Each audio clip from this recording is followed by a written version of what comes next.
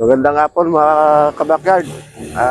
Andito tayo ngayon sa backyard natin. Kasi kahapon, mga 2 p.m., pinasukan po tayo dito. Kinuha niya yung isang broodcock natin. Pinili niya pa naman yung broodcock natin na isa. Medyo malaki yung halaga nun. Dito po siya nakatali sa area na to. Tingnan niyo yung tali. Ito yung kung paano niya iniwan yung tali kahapon. Hindi ko pa siya ginalaw.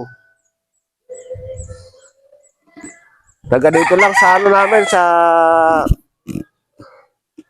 malapit lang dito sa barangay namin yon. Kaya yung makakapanood itong video na to sa mga kabarangay natin, naka po siya, naka long sleeve, tsaka nakatakip ng damit sa ulo, at tsaka mataas siya na medyo payat. Pero taga dito lang siya. Malapit lang dito sa barangay natin. Pag na-upload namin to mga kabakyard, baka sakaling kilala nyo. Ingat na lang po kayo doon. Ingatan po ninyo yung mga alaga nyo kung sakasakaling meron mo kayong mga manok. Kasi ito sa amin, ang taas na po ng bakod na to, lampas na sa ulo ko to. Tapos pinasukan niya pa. Dito po siya dito mismo siya nag-entrance sa bahay na dito mismo sa bahay na to, dito siya umakyat. Dito siya umakyat at dito rin siya nag-exit.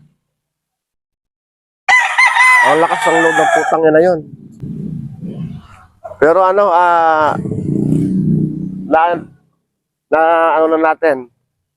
kilala na natin siya. I-verify lang natin kung talagang ayun na yon. Nagkakalapat tayo ng yung mga ibang video kung saan siya dumaan dito sa daan na to. Yung mag-umpisa doon sa dulo na doon, hanggang dito doon sa exit niya dito. Kasi nung pagkakuha niya, yung exit niya mapunta doon eh. Kaya yung may mga CCTV dito, nakikiusap kami kung sakasakali, baka na agap ng CCTV nila yung tao. Baka sakasakaling makakuha tayo ng impormasyon doon kasi dito po kasi nakapasok siya dito, nakatakip na kaagad yung mukha niya. Tsaka nakalong sleeve. Baka pag exit niya doon, baka sakasakaling tinanggal niya na yung takip niya. Para doon natin makikita yung itsura niya talaga. Pero tukoy na natin kung sino yan. Kumbaga 80% na siya na yung tao na yon. Kasi nagtanong-tanong na tayo doon sa kabilang barangay kung pero nga na siya nga yung tao na yon. Pero mas maganda kung makakalap tayo ng iba pang mga CCTV, yung talagang wala na siyang takip sa mukha, para sa ganun sandala lang natin siya makuha. Para ayaw na talaga yung pinaka-ebidensya natin na malakas. Yung makikita lang natin yung itsura niya na tsaka nakalagay po yung manok sa sako, nilagay niya sa sako yung manok. Putang ina. Ang lakas ng loob, 2:00 ng hapon, tinira niya. Panoorin niyo po yung video na kung paano siya pumasok at paano siya naka-exit. Ilalagay po natin dito sa video na to. Baka sakasakaling meron makakilala sa inyo.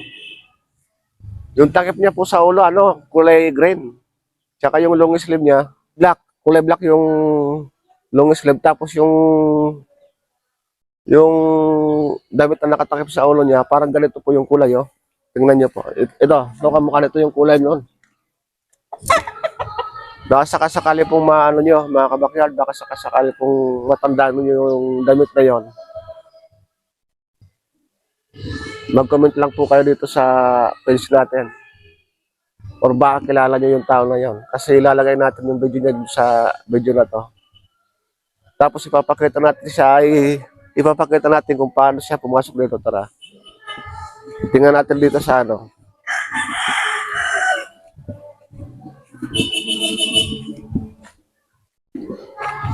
Kasi dito po kasi mga kabakyan, hindi po siya maagas dito ng CCTV. Kasi mayroon pong poste dito. Ayan po yung poste ng ispilap ko. Kaya hindi siya gano'n naagip nung pagpasok siya dito. Pero dito siya nag-entrance.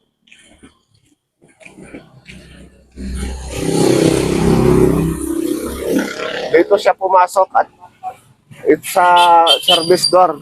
Ito mismo yung pinasukan niya kahapon. Itong service door na no. At dito rin siya umakyat to. Dito po kasi pag dito ka sa loob ng bahay, medyo mababa yung bako dito. Kaya pwede kang tumalon. Doon sa kabila, medyo mataas yun doon eh. At dito na rin siya nag-exit. Nung nakuha niya na yung manok.